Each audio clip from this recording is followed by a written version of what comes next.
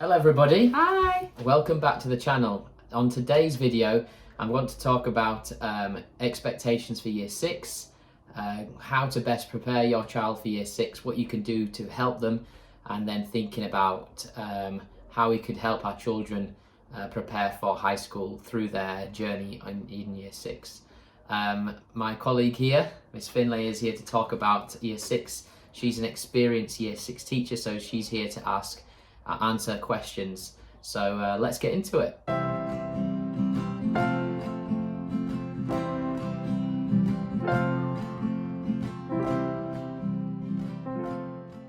All right, so do you want to start us off then? Yeah, so year 6 is a really important year for many reasons. End of Key Stage 2 SATs, and it's the year that children transition up to high school. So there's a few things to think about if your child is in year 6, or if you're a child and you're watching this, you're in year 6 yourself. In terms of the end of Key Stage 2 tests, there'll be a test, a maths test, a grammar test, and a reading test. And your writing is teacher assessed, so that there is no test for writing. Your teacher will just look at a range of work across the year group and give you an end of year result. So you either have working towards at the expected standard and working at greater depth, and that's the same scoring that's used across all of the subjects. For the subjects that you do the tests on, you are given a scaled score. So what happens is when your child completes the test, they will get a raw score. So that's the number of raw marks that they've scored on that test. And then what happens is, we can insert an example just here for you, is each raw score equates to a scaled score. And it's the scaled score that will give your child their end of year result. So what happens is, if they're working below 100 scaled score, they are working towards the expected standard, which means they aren't at age related expectations. They need to get to 100 scaled score to be at the age related expectation, and then that will mean that they're working at the expected standard. If your child reaches 110 or above, the highest scale score you can get is 120. That means they're working at greater depth. So usually most schools throughout the year do half-termly assessments, and most of the time they use the past papers. So the papers go all the way back to 2016, and there is a sample paper as well. I'm not sure if the school will go that far back, but they will use these tests as a progress tool. So I would advise you to not get your children to practice those tests at home, because they might be using them as an assessment tool in school. So it's probably best to use other resources for them to, practice as you go through the year. You can use things like CGP, so there's CGP Books. There's also, which are really useful, they have CGP test packs. I'll insert a little picture here for all of the subjects. So instead of using past papers, you can use those. CGP also have workbooks for every area. They have 10-minute test books. So I would highly advise using those for revision and things like that. I was just going to ask a quick question. Going back to those scale scores then, how do the teachers come to the scale scores? How do they get to that point? So after each of the tests are sat, so say they're using past papers, the government on the DFE website will produce the scaled scores.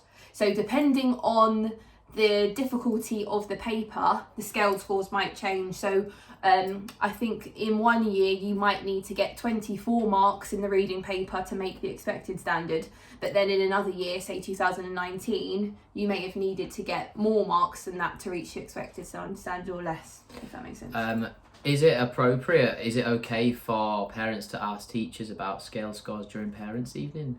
So I would say most teachers, or I personally find it beneficial to say to the parents, okay, this is where the children are at now, without having covered the whole of the year 6 curriculum, because it's it's good for parents to know at this point in the year, this is where your child is at.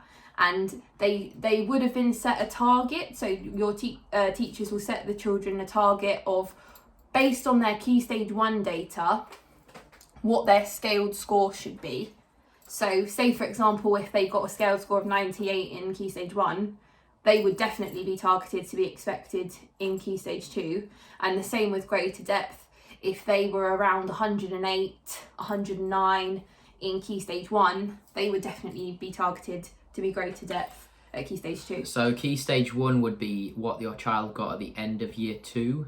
So they do SATs tests at the end of year 2, and whatever they got in that SATs test at the end of year 2 will kind of dictate what they're targeted towards for the end of year 6. So if they were expected at the end of year 2, working at the expected standard, then given that progress has been made throughout the other year groups and the children have done, and there's not been any huge interruption to their learning, bar COVID obviously, they should be expected by the end of year 6. We will do some videos on different things from the year 6 curriculum, so we will be going into more detail about those things. The next thing we want to talk about is the importance of reading and reading independently.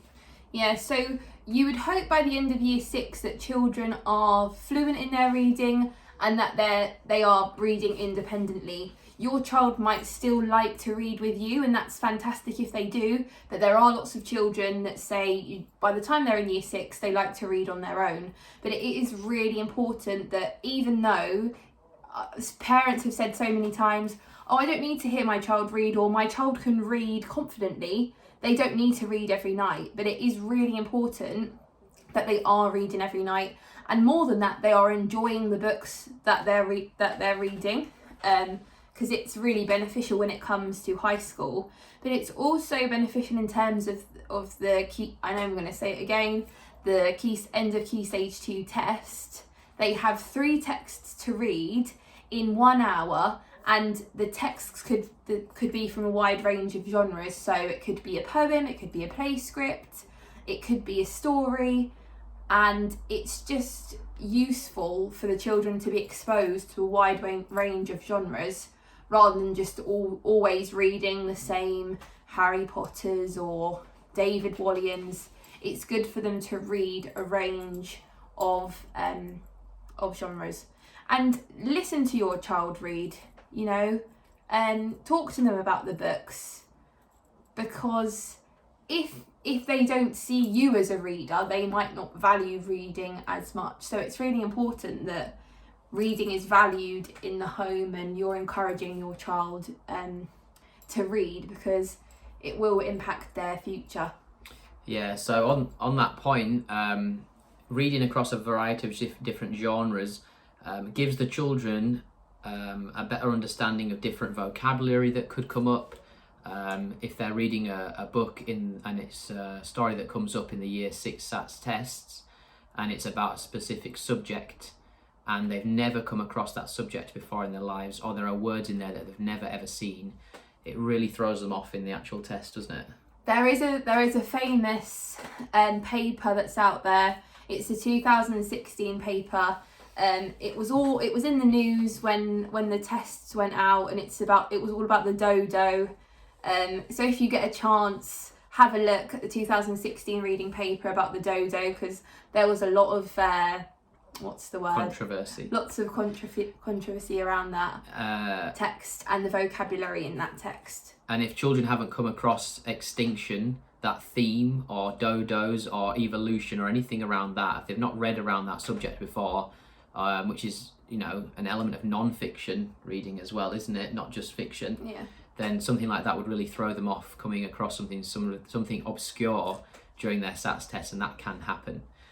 So reading, really important. I was also going to say the importance of reading at speed. It was the 2019 paper that, in a comparison, I don't have the exact statistics, but the number of words that children had to read per minute was significantly higher than the year before, which already put the children at a disadvantage because they had to read more text but only have the same amount of time to answer the questions. So the importance of reading at speed is really important. Okay, so that's something that you can encourage your child to do at home, no problem. Other things that can help, there are textbooks out there, CGP or CGP Books, the study guides, the CGP packs, they come in the brown envelope, and you'll get lots of different sets. You'll get set A, set B, you can get those for all different subjects. Good value for money. I'd say they're a very good revision tool. Maybe not at the beginning of the year, but maybe I'd say spring term, maybe, you know, around February, March time, start getting the children to practice those, because hopefully by that point in the year they would have covered most of the curriculum, so it's really then just applying the knowledge that they've got. We can put some links down in the bio as well for those books, so the ones that we recommend. Also websites. I just wanted to mention Sats Companion is a great resource. It's good for revision, it's good for assessment. As a teacher, it's useful because, say, if a whole class does one test and it's all done online, so all they need is internet access, it will give a breakdown of areas of strength, areas of improvement, and then you can set in one simple click revision. So whichever areas they needed to work on, you can literally set tasks. It's also quite challenge driven. So there's a leaderboard. They have to earn a number of points. They can win different rewards. So I think it's a great tool, a great revision tool and assessment tool for you to see as a parent how your child's doing, what areas they need help with.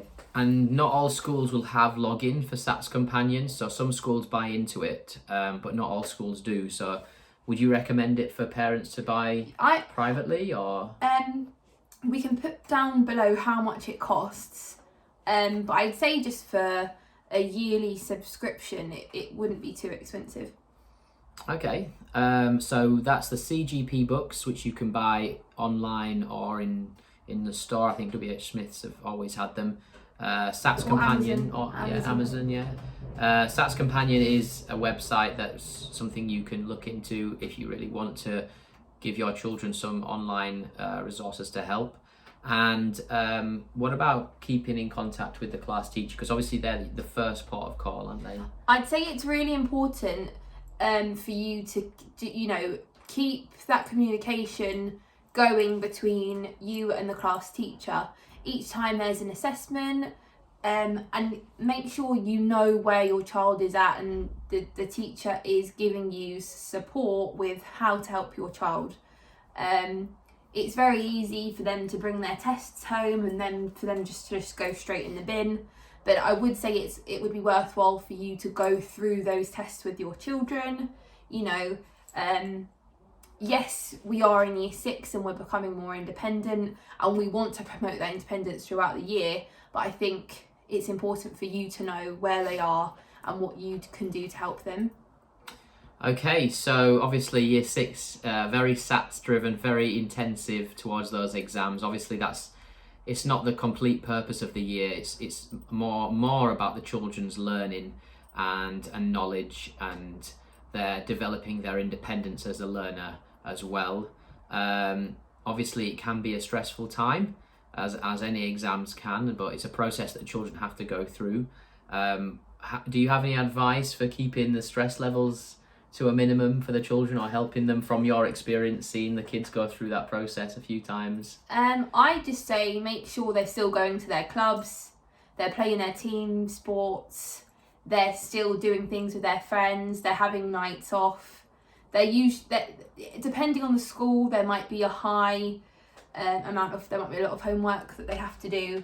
So make sure they've just got, you know, a little bit of time out, some mindfulness, things to wind down. And I guess it just depends on the child as to what they like to do to wind down. A colleague of mine actually said that on a Friday they like to give themselves some sort of treat. So work hard really all through the week, and then know that you have your treat coming on a Friday. It could be a takeaway, a movie night, you know. Yeah, it's really important to do that. Yeah. Otherwise, by Christmas, you'll just be, you and they will be worn out. So the last thing, I guess, is just obviously at the end of year 6, once the SATs are done, year 6 starts to wind down, start to sort of think about high school for those children and that huge change that they're going to go through. Obviously, at the beginning of the year, they would have taken some time to choose their new high school. That should have all been organised. The deadline for that is the 31st of October of that particular academic year, so just keep that in mind. But once their high schools are sorted, do you have any advice for the parents around helping improve the children's independence going into high school? What would you recommend for those kids? I just say make sure they know when things are due, that they're keeping on top of their homework. Just maybe even, you know, if you don't let them walk home at the moment, you know, towards the end of the year, give them that little bit of independence so that they can walk to school, or they can walk home from school alone. Things like, you know, making their own lunch, or packing their own bag. Lots of children in year 6 don't do those things. They aren't getting themselves organised, and, you know, haven't got my reading record, haven't got my homework. It's just important that they get into the habit of being organised. All right. Some children it won't come natural to. Some children are just organised anyway, aren't they? So thank you for watching the video. Thank you for all that useful information for year 6. We will be doing some more videos, particularly around year 6 and particular skills they'll need for those year 6 SATs tests. So please keep an eye on the channel, subscribe. We would love you to subscribe to the channel, okay? We're going to continue to try and support parents through this channel, so it would really help the channel to subscribe. And if you need any help with anything particular, then pop a comment in the comment section below. But from us, we'll see you in the next video. I was also going to say, any book requests or any you know, help you'd need with any homework or texts or anything, just give us a shout. All right, thanks a lot. See you in the next one.